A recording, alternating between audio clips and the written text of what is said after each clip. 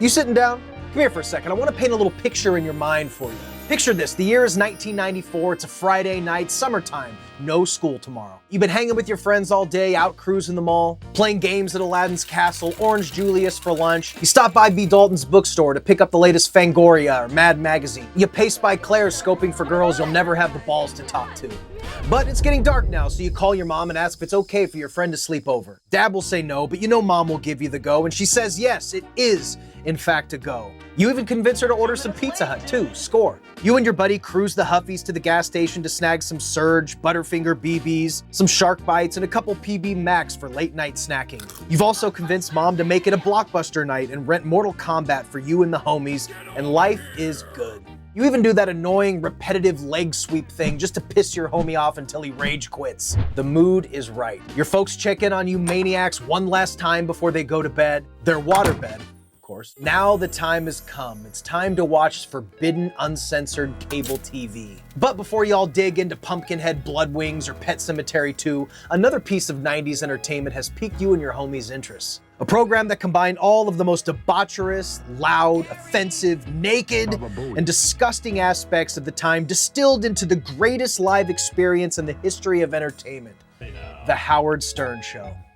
With his newly found success on cable, he was now reaching an audience in places his show couldn't reach through regular syndication, which is where the show finally reached me as I sat on the floor of my parents' suburban basement, wide-eyed in disbelief at 12 years old. But we gotta start at the beginning. Let's go back to where Howard Stern went from gangly outsider to the king of all media.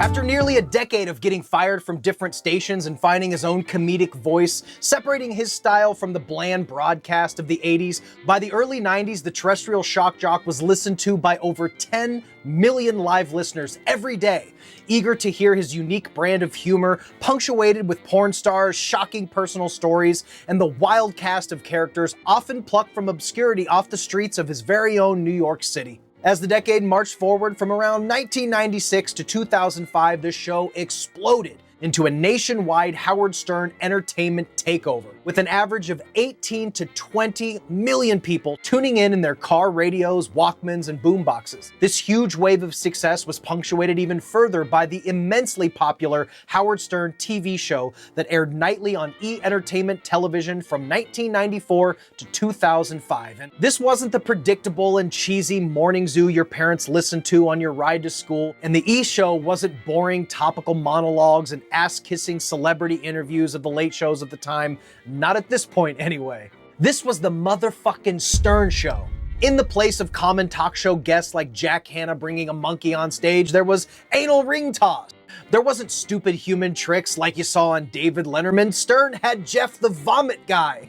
As a kid, I was never supposed to be laughing at the absurdity of the Grand Wizard of the KKK playing Holly Weird Squares with other wildly dubbed competitors like Whores, and the regrettable Gashers. Not to mention the plethora of what Stern called the Wack Pack. This Wack Pack made stars out of NYC natives like Hank the Angry Drunken Dwarf and Beetlejuice, Gary and Wendy the Cards, Eric the Midget, Crackhead Bob, and of course the lovable John the Stutterer. These names changed later on to fit the times, with Gary the being swapped for Gary the Conqueror, and Eric the Midget being changed to Eric the Actor. Subtle changes like this marked an early shift in the political correctness for the show, but I'm getting a little ahead of myself. We'll get there, I promise. Of course, some would say that Howard cynically exploited his group of whack packers, but the way I see it, most of them went on to have a fantastic second life, making a living through these exploits through appearances and events and other things like that. Especially people like Beetlejuice. God, I love Beetlejuice. What a legend. Others, though, were in fact pure cannon fodder for Stern and his audience due to their unhinged personas and egos, what with the likes of the Jesus Twins, or Elegant Elliot Offen, or the amazing Jeff the Drunk. What a guy Jeff the Drunk was. Sometimes unlikable and entertaining is a blurred line, and those lines were constantly a total blur throughout the peak era of the show. Aside from the Wack Pack, the employees and crew also became staples of this Monday through Friday circus. Artie Lange, Gary Baba Booey Delabate, Stuttering John, Sal the stockbroker Governale, Richard Christie, Ronnie the limo driver Munn were all thrown into the mix and became pseudo-celebs in their own right. And of course, always with Howard, his Robin Quivers. The sometimes volatile relationships between cast members and Wack Pack members and their explosive arguments and humiliating exploits remain some of the most memorable moments in the show's history. Howard always knew the right buttons to push to elicit the highest quality and entertaining show, even if it meant real-life consequences for his crew. Howard would expose his staff's intensely personal moments and secrets in real time, sending them out to millions of listeners who couldn't wait to hear what the Ringmaster of Chaos was going to incite next. Now, there's no denying that the never-ending and increasing pressure to push the boundaries beyond even bad taste sometimes led to the show's darkest moments. While someone like Daniel Carver of the KKK was not being glorified as he was made to be a clown to laugh at, unsavory characters like him and others were brought on to shine a light on the underbelly of our great population and stare them in the face, not to humanize them, but to take their personal views and turn them into a clown show, removing their unsavory sheen and taking their powers of intimidation away. But those real dark moments are still there. Segments like the Dana Plato interview where she was ridiculed for her drug use only for her to unalive herself in an apparent drug overdose the very next day don't have the same ring as other moments from the show's history, or the comments and jokes made directly after the Columbine shootings. On a particularly dark day of the show, Stern brought out the cremated remains of frequent guest Debbie Tay and played with her bone fragments live on air, joking that he was going to put her back together. Things on the Stern Show were going great, well, until they weren't. It seems to be that most longtime fans would agree that the first major crack in the armor of the Stern Show was the abrupt, yet not surprising, end of the Artie Lange era, where he brought a new and welcome change to the show when he hopped on board. A new and even bigger void was left when he departed. It wasn't announced, it wasn't planned, but after December 9th, 2009, Artie was just gone. Arthur Stephen Lange Jr. had officially joined the show in 2001 as longtime co-host and writer Jackie the Joke Man Martling left due to contract disputes. Jackie was a massive voice on the show since 1986. He was on the show for over 20 years, but Artie came in like a fucking wrecking ball and breathed new life into the show, ushering in what most fans consider the golden age of the Howard Stern Show. But on that fateful day in 2009, something was different. After a week-long drug and alcohol binge, well, really a decades-long drug and alcohol binge, Art showed up in a nearly blacked-out state, drugged, drunk, fully strung out in a way that Howard and the crew had never really seen before. He was despondent, almost somber, like he knew. It was unspoken, not said out loud, but many of the audience and in that studio could feel that in this moment, this was finally the end of the road for Mr. Artie Lange.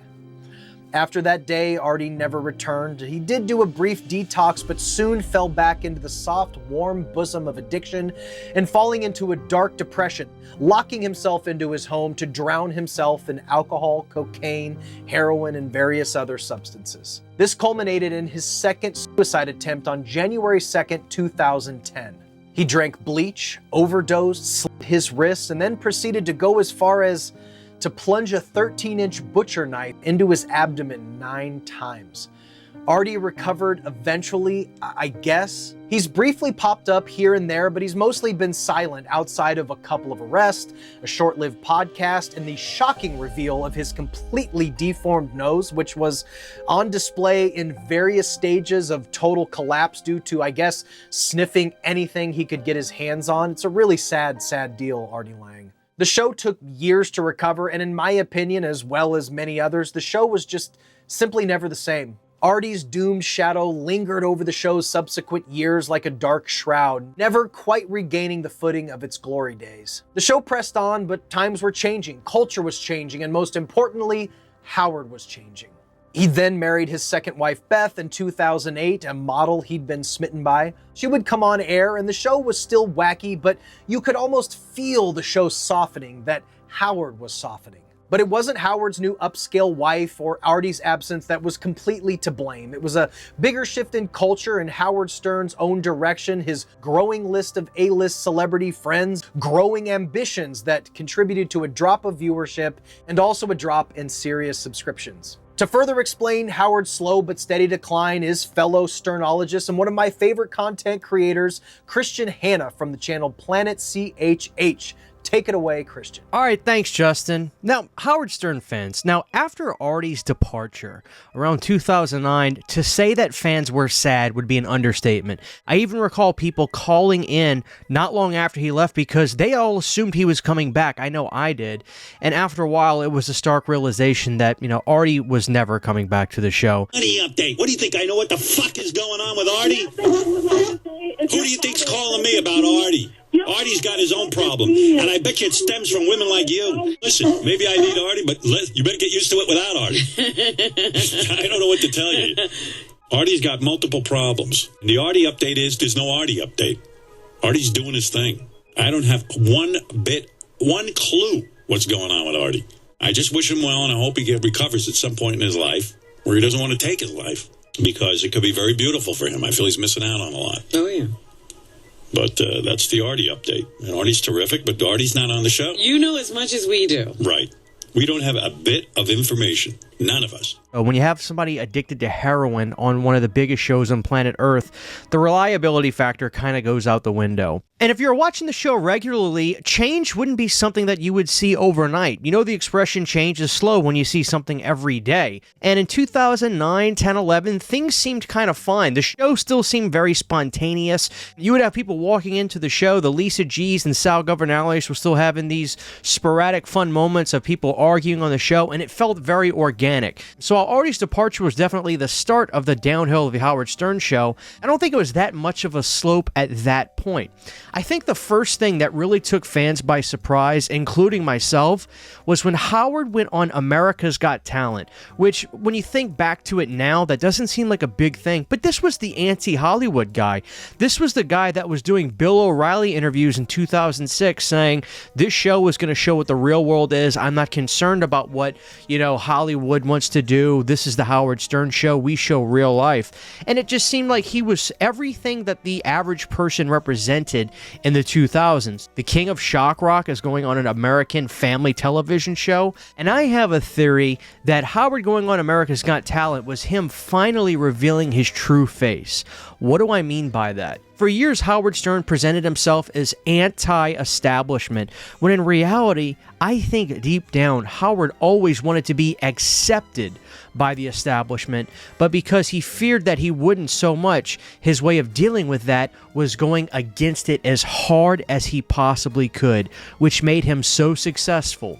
Now looking back, the America's Got Talent show, to me, was the first step in the direction of Howard revealing what he really wanted from this whole ordeal: to be accepted. But the thing that really was the nail in the coffin for me to realize that the Howard Stern show I knew and loved was forever gone was that 2013 summit. Now, I remember hearing about this online, but it wouldn't be for a year or so later that I would see the video, and it's on YouTube in its entirety till this very day.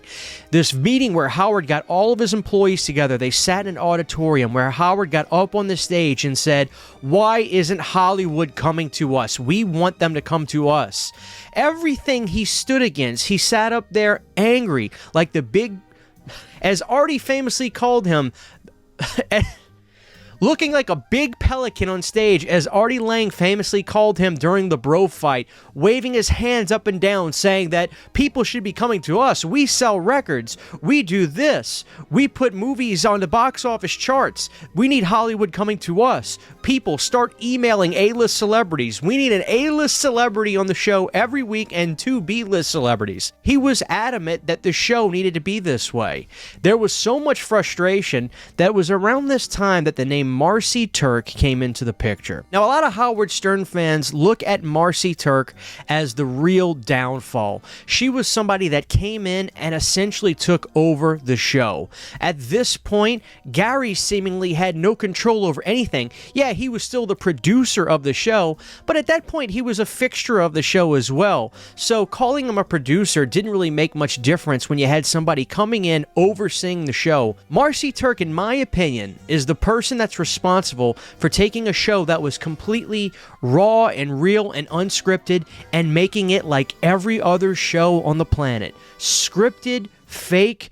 Don't tell me that the phone calls that were coming into the Howard Stern show during the mid to late 2010s were not all fake. From 2015 on, you didn't see people calling into the show yelling the F word at Gary or calling him a monkey. All that stuff stopped. The calls became fake. You knew what people were saying before they even said it. Howard stopped cursing. Hell, even the dress code changed. Howard used to come to work wearing baggy t-shirts, white V-necks, and jeans. Artie would wear New York Yankees shirts with dirty hats on, and all of a sudden everybody started dressing nice. The attire changed rapidly. The entire show was changed. All the interviews became so horrible. People say that Howard Stern is this great interviewer now, but I think his interviews from 2010s up are all processed and fake. I mean, long gone are the days where he would bring on Stephanie McMahon and ask her if Triple H has given her anal in the bedroom. No, by this point, you'd have the most processed interviews ever. The only difference is I think you had the illusion that you were getting some really in-depth stuff because it was on the Howard Stern show.